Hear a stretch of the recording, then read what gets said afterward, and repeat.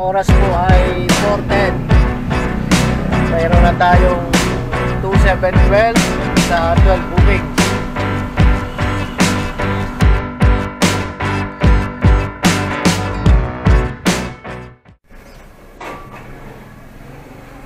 Magandang umaga po ulit sa inyo mga kahanggan. Umpisa na ulit ng ating biyahe ngayong umaga. 7:46. Ako po ay sumamba muna bago tayo bumiyahe.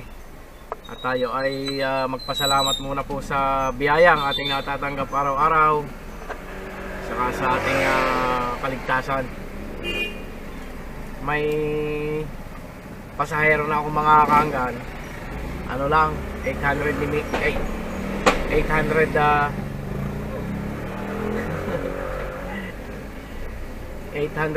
meters lang mula dito sa amin. Ako dito unang nag-umpisang mag-online sa tapat ng aming bahay.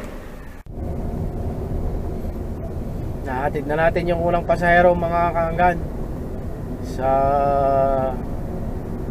BGC. Magsisimba din sila.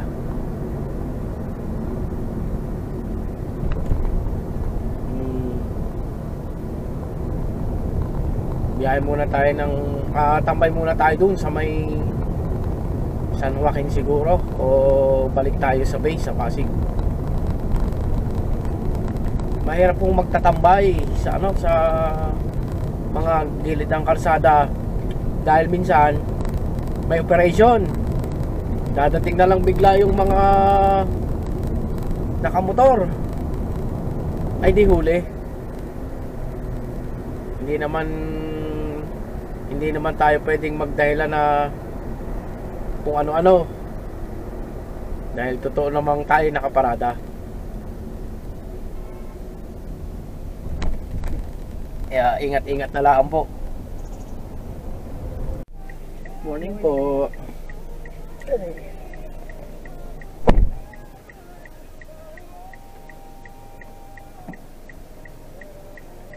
Okay na ma'am? Okay na po.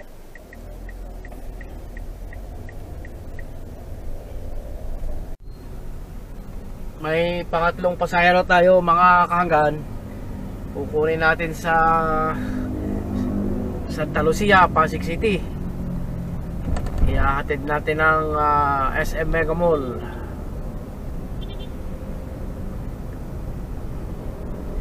Nasa tayo ngayon mga kahanggan? Nasa Ortigas Avenue Extension.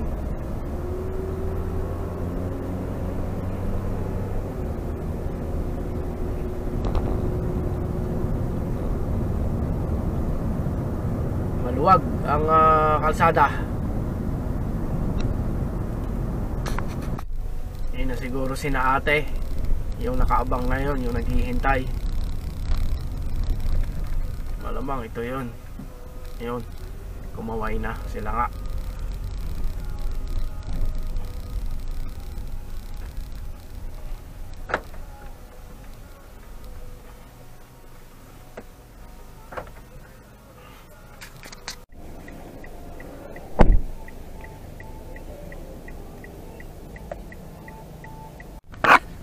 May pumasok mga kahanggan, dalawang booking sa akin, kaya hindi na ako naka-video. Yung isa GrabShare. Tapos pagkakuha ko pala ng GrabShare, ibinaba ko siya Shangri-La, dito sa may Mandaluyong. May nakuha kong pick up passenger naman ng papuntang Green Hills po. Yun, kaalis ko lang ng Green Hills. May pumasok naman booking ngayon sa akin. O pupuntahan natin mga kahanggan. Ikot tayo ng Ortigas mga kahanggan. Tagal kong traffic doon sa Ortigas, sa may EDSA. Dito ba? Katagal kong naka-stop. Nung umandar na, nag-chat po yung pasahero. Stevenson Pizza daw.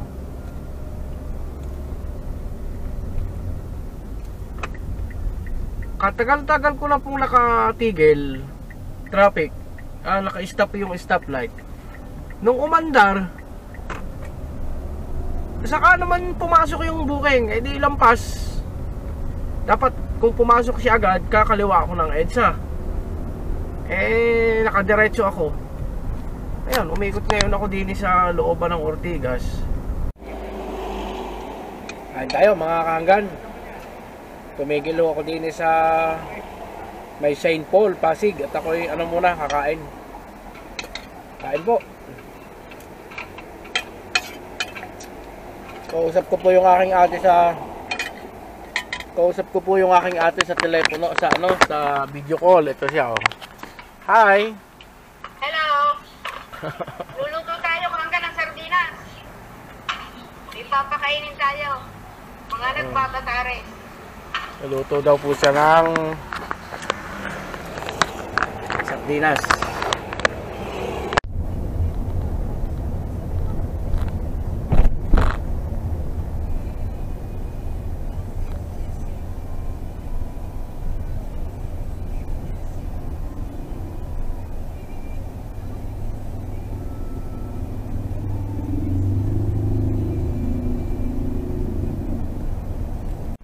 Maganda sanang maghatid mga kahanggan sa airport kasi medyo malaki ang bayad. Ang problema, ito, pagpabalik kami. May nag-book sa akin pasahero pabalik. Kaso biglang kinancel. Yun yung mahirap. Nag-U-turn na ako, nasa traffic na. Bigla siyang nag-cancel ng booking. So, uuwi akong walang sakay. Wala naman tayong tambayan sa airport na pwedeng tumambay ng medyo matagal. Talagang baba at sakay lang sila doon.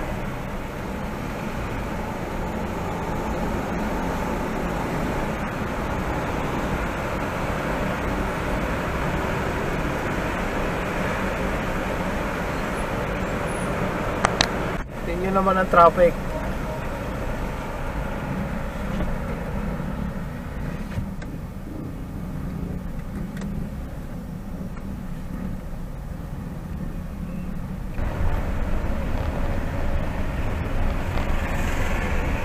Sa East Service Road tayo dadaan.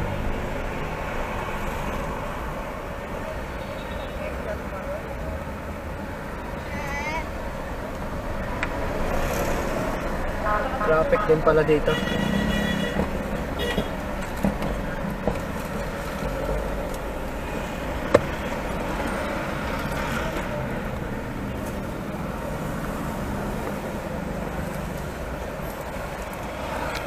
Yun, may nakuha na tayong pasahero mga kaanggan.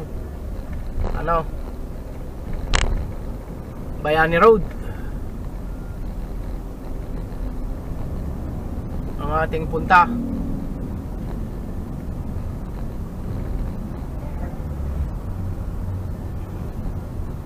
Bayani Road, Taguig. Dadali natin ang Makati.